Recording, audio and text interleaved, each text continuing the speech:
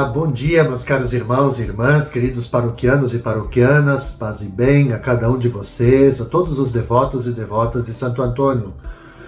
Nós estamos nesse mês todo especial que é o mês das vocações. Celebramos ontem a vocação do ministério ordenado, dia do padre.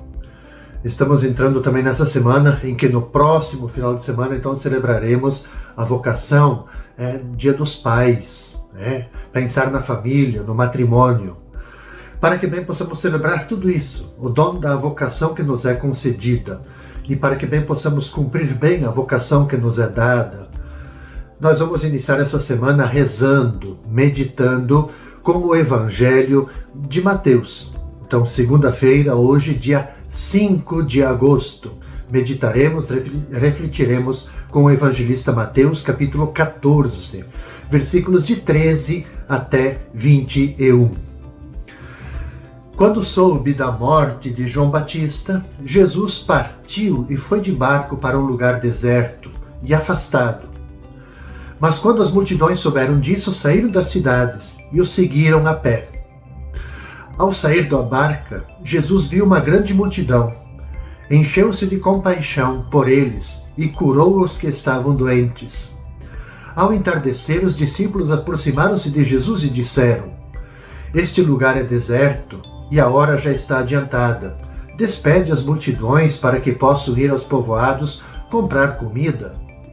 Jesus, porém, lhes disse: Eles não precisam ir embora. Dai-lhes vós mesmos de comer. Os discípulos responderam: Só temos aqui 5 pães e 2 peixes. E Jesus disse: Trazei-os aqui. Jesus mandou que as multidões se sentassem na grama. E então pegou os 5 pães e os 2 peixes, ergueu os olhos para o céu e pronunciou a bênção. Em seguida partiu os pães e os deu aos discípulos. Os discípulos os distribuíram às multidões, e todos comeram e ficaram satisfeitos. E dos pedaços que sobraram, recolheram ainda 12 cestos cheios. E os que haviam comido eram mais ou menos 5.000 homens, sem contar mulheres e crianças. Vejam, meus caros irmãos e irmãs, há poucos dias escutávamos esse mesmo episódio de um outro evangelista, aqui é Mateus. E Jesus diz para a gente nesse relato da multiplicação dos pães, primeiro, ele sente compaixão das multidões. Depois convida a partilhar. Em contraste, bom perceber isso, em contraste com a atitude compassiva do Mestre, o que fazem os discípulos? Já percebendo que a hora está adiantada, eles pedem que as multidões sejam despedidas para que comprem pão e se alimentem por elas mesmas. Ora, os discípulos apresentam aquilo que é a lógica desumanizadora. Devolver às pessoas as suas próprias possibilidades limitadas, devolver elas para a escassez, para a privação que a sociedade já relegou elas. Os discípulos, eles são sensíveis à fome do povo empobrecido, mas, percebamos, deixam eles à mercê de seus próprios recursos. Não conhecem outra solução, a não ser vão para casa, se virem. Jesus, ele abre uma outra perspectiva, a da partilha. Essa é a lógica de Jesus. Em vez da apropriação e da acumulação. É bom que percebamos a lógica dessa parábola, que sem oferecer o próprio pão, os próprios recursos, a própria pessoa, não tem como a gente construir juntos o reino de Deus. Jesus, ele não pediu a Deus que solucionasse o problema da fome. Mas o que fez Jesus? Mobilizou os seus discípulos para que encontrassem uma saída diante daquela situação. Dai-lhes vós mesmos de comer. E a saída está exatamente na capacidade da partilha de todos, um pouquinho de cada um. Veja, há um risco de permanecermos na superfície do relato. a gente, de certa maneira, ficando assombrados com o prodígio da multiplicação dos pães. Acharmos isso fantástico. Mas, na realidade, não foram os pães que se multiplicaram. O que se multiplicou aí foi a generosidade da partilha do alimento. O certo é que tudo o que as pessoas tinham foi colocado à disposição de todos. Esta atitude desencadeia o prodígio. A generosidade se contagia e assim se realiza o milagre. É assim que Jesus quer ver a nova comunidade humana. Nós somos as mãos de Deus, não só para alimentar, mas somos mãos de Deus para, neste mundo, acariciar e curar, para cuidar da criação, do planeta Terra, cuidar da nossa casa. Enfim, nós somos as mãos de Deus para multiplicar vida. Seguindo nosso itinerário desta 18ª semana do Tempo Comum, na terça-feira, dia 6 de agosto, nós vamos celebrar na vida da igreja a transfiguração do Senhor. Para que bem possamos celebrar esse dia, vamos vivenciar, vamos meditar com o evangelista Marcos, o capítulo 9, versículos de 2 até 10. Jesus tomou consigo Pedro, Tiago e João e os levou sozinhos para um lugar à parte sobre uma alta montanha e transfigurou-se diante deles. As suas roupas ficaram brilhantes e tão brancas como nenhuma lavadeira sobre a terra poderia alvejar. Apareceram-lhe Elias e Moisés e estavam conversando com Jesus. E então Pedro tomou a palavra e disse a Jesus: Mestre, é bom ficarmos aqui, vamos fazer 3 tendas, uma para ti, outra para Moisés e outra para Elias. Pedro não sabia o que dizer, pois estavam todos com muito medo. Então desceu uma nuvem e os encobriu com sua sombra, e da nuvem saiu uma voz: Este é o meu filho amado, escutai o que ele diz. E de repente, olhando em volta, não viram mais ninguém a não ser somente Jesus com eles. Ao descerem da montanha, Jesus ordenou que não contassem a ninguém o que tinham visto, até que o Filho do Homem tivesse ressuscitado dos mortos. Eles observavam essa ordem, mas comentavam entre si o que queria dizer ressuscitar dos mortos. Veja, caros irmãos e irmãs, a transfiguração de Jesus que o evangelista Marcos relata é um símbolo, eu costumo de dizer isso, é um símbolo das muitas experiências de transfiguração que cada um de nós experimentamos em nossa vida. A nossa vida cotidiana, ela tende a fazer-se, de certa maneira, rotineira, muitas vezes monótona, cansada. Ela deixa a gente, às vezes, desanimados, não é assim? Sem força para a gente tocar, caminhar, seguir em frente. Mas eis que, de repente, irrompe aqueles momentos que são especiais na nossa vida, que acontecem às vezes de forma inesperada, em que uma luz ela desperta no nosso interior e os olhos do nosso coração nos permitem ver mais além e de uma forma muito mais profunda do que nós estamos vendo até o momento. A realidade é a mesma, mas ela aparece transfigurada para a gente, mudada, com outra figura, revelando sua dimensão interior, essa que intuímos, mas que devido à nossa superficialidade, a gente acaba esquecendo, deixando isso tudo esquecido.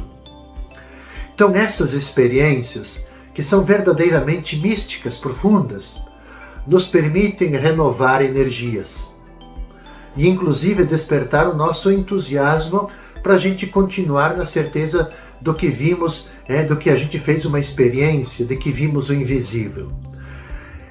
Isso que eu acabei de falar é exatamente essa experiência que Pedro, Tiago e João tiveram da transfiguração do Senhor.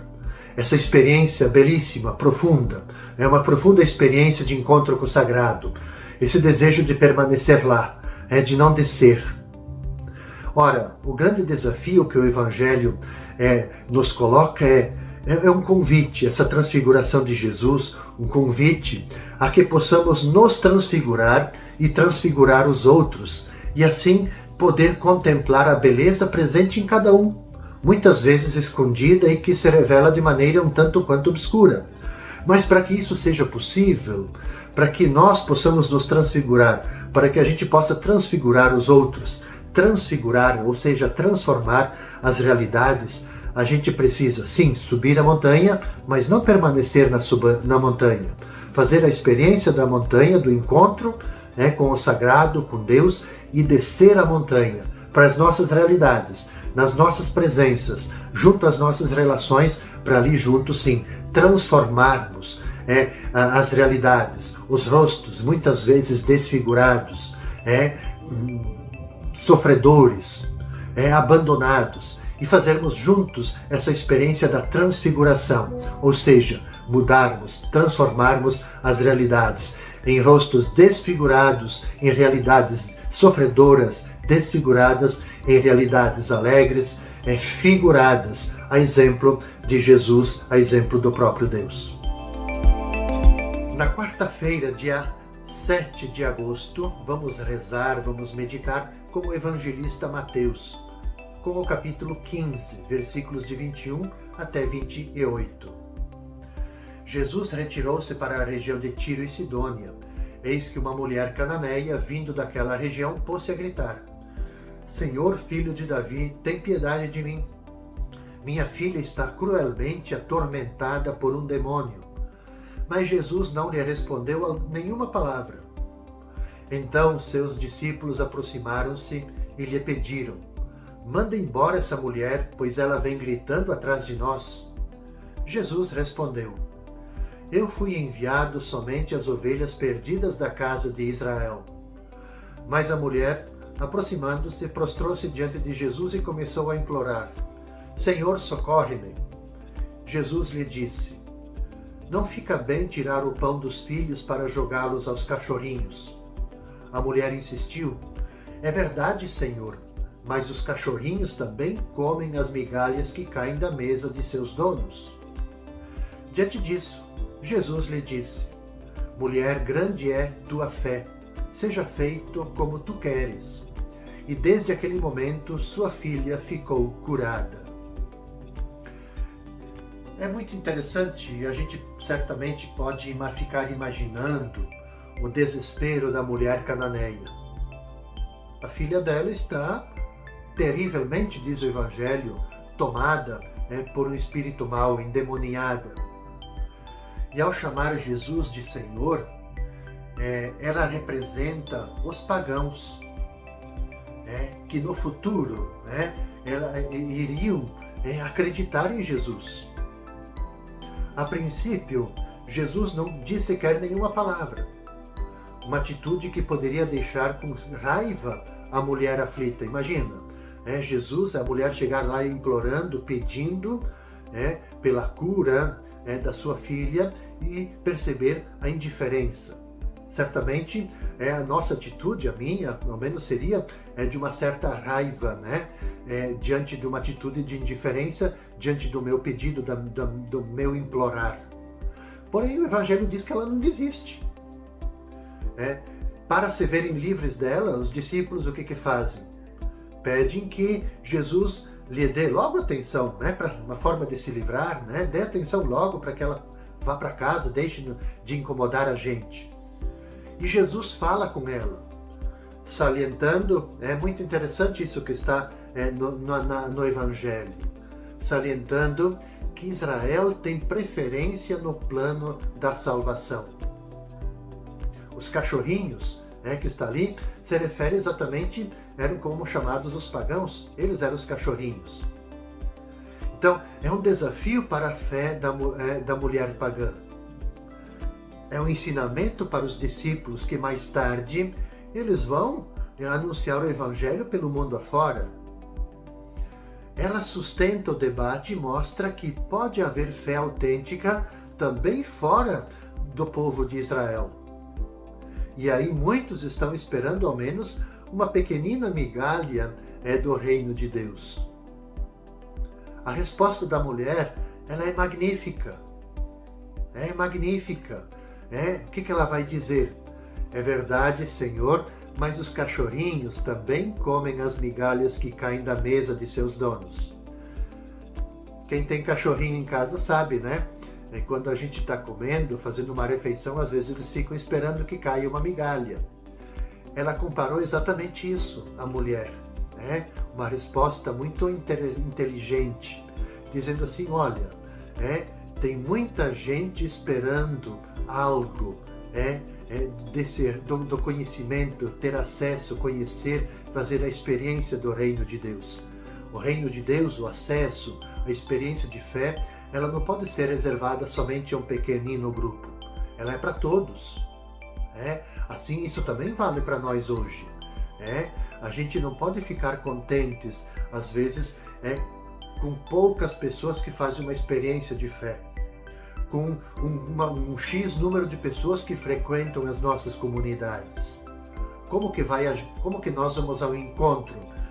Que vamos levar aquelas tantas pessoas que estão esperando também a fazer uma experiência de fé, experiência do sagrado. Exemplo, esperando ao menos uma migalha dessa experiência de fé. É uma fé admirável que a mulher apresenta. E de certa maneira essa fé admirável, ela é muito realçada pelo Mestre, que diz, olha, a sua fé é forte, e seja como tu queres, cura a filha. Mas quem cura a filha é a fé da própria mulher. Com essa meditação, caros irmãos e irmãs, eu concluo o itinerário dessa primeira parte dessa 18ª semana do Tempo Comum. Vamos nos encontrar novamente na quinta-feira, neste mesmo horário. Desejo a todos vocês um bom início de semana, com todas as bênçãos, com a proteção de nosso querido Santo Antônio. Paz e bem a cada um de vocês, às suas famílias.